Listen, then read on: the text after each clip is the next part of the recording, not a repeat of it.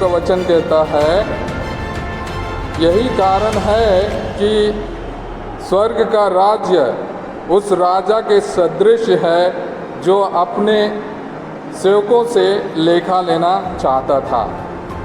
जब वह लेखा लेने लगा तो उसका लाखों रुपये का एक कर्जदार उसके सामने पेश किया गया।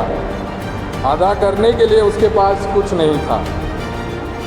इसलिए स्वामी ने आदेश दिया कि उसे, उसकी पत्नी, उसके बच्चों और उसकी सारी जायदाद को बेच दिया जाए और ऋण अदा कर लिया जाए। इस पर वह सेवक उसके पैरों पर गिरकर यह कहते हुए अनुनय विनय करता रहा, मुझे समय दीजिए और मैं आपको सब कुछ चुका दूंगा। उस सेवक के स्वामी को तरस आया और उसने उसे जाने दिया और उसका कर्ज माफ़ कर दिया। जब वह सेवक बाहर निकला तो वह अपने एक सहसेवक से मिला जो उसका लगभग 100 दिनार का कर्जदार था। उसने उसे पकड़ लिया और उसका गला घोंट कर कहा, अपना कर्ज चुका दो। सहसेवक उसके पैरों पर गिर पड़ा और यह कहते हुए अनुनय विनय करता रहा, मुझे समय दीजिए और मैं आपको चुका दूंगा। परंतु उसने नहीं माना और जाकर उसे तब तक के लिए बंदीगृह में डलवा दिया जब तक वह अपना कर्ज ना चुका दे। यह सब देखकर उसके दूसरे सहसेवक बहुत दुखी हो गए और उन्होंने स्वामी के पास जाकर सारी बातें बता दी। तब स्वामी ने उस सेवक को बुलाकर कहा, दुष्ट सेवक, तुम्हारी अनुनय विनय पर मैंने वह सारा कर्ज माफ़ कर दिया था तो जिस प्रकार मैंने तुम पर दया की थी, क्या उसी प्रकार तुम्हें भी अपने सहसेवक पर दया नहीं करनी चाहिए थी? और स्वामी ने क्रुद्ध होकर उसे तब तक के लिए जल्लादों के हवाले कर दिया जब तक वह कौड़ी कौड़ी ना चुका दे। यदि तुम में हर एक अपने भाई को पूरे हृदय से क्षमा नहीं करेगा तो मेरा स्वर्गीय पिता भी तुम्हारे साथ ऐसा ही करेगा। यह प्रभु का सुसमाचार है। प्रभु का वचन कहता है, यदि तुम में हर एक अपने भाई को पूरे हृदय से क्षमा नहीं करेगा तो मेरा स्वर्गीय पिता भी तुम्हारे साथ ऐसा ही करेगा।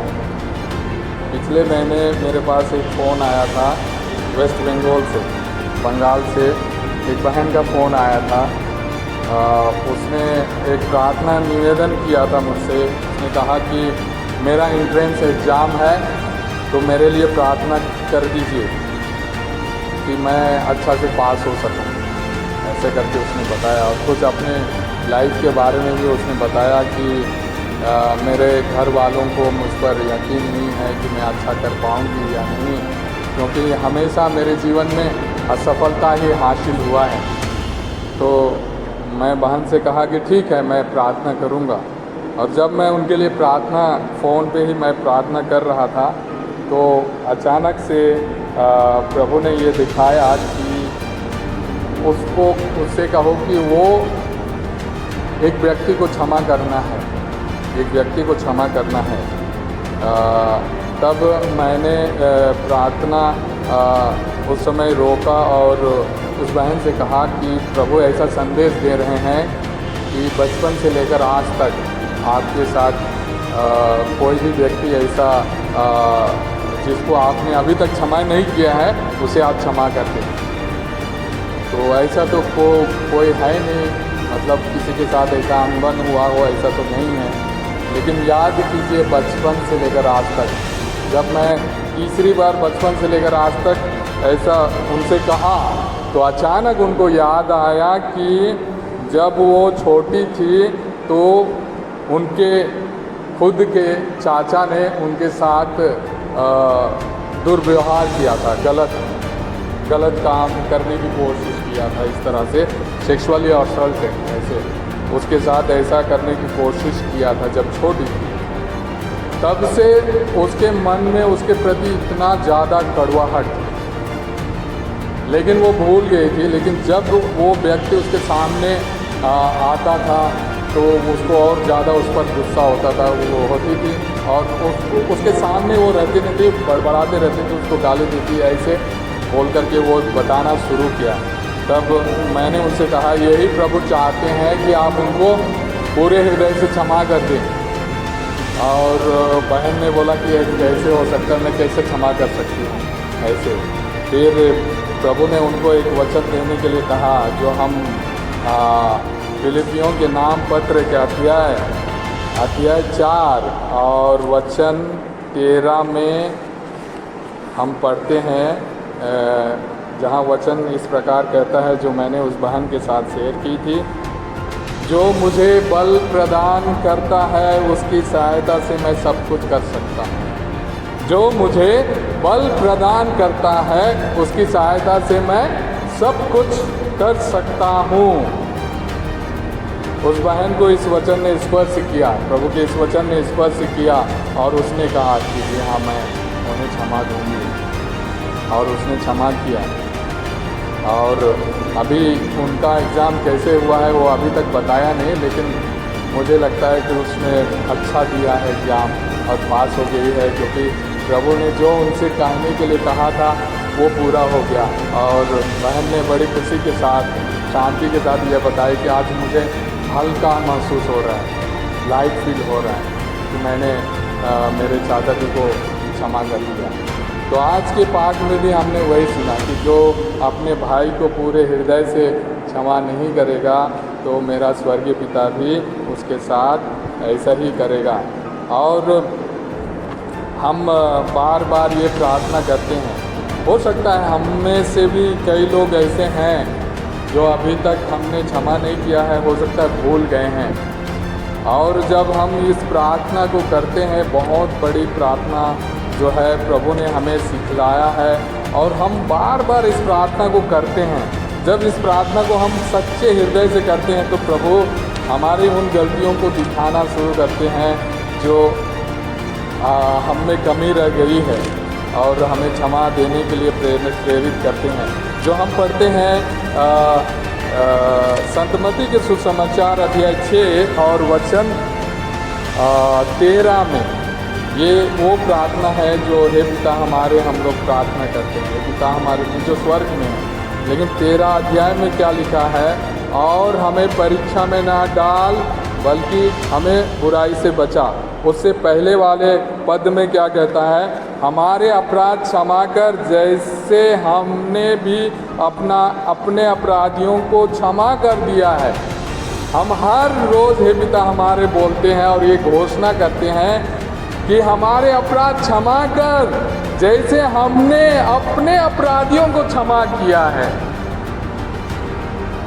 क्या ये प्रार्थना सचमुच हमारे लिए एक क्या बोलते हैं, हैबिट के अनुसार, आदत के अनुसार हम बोलते हैं, या सचमुच सच्चे हृदय से बोलते हैं?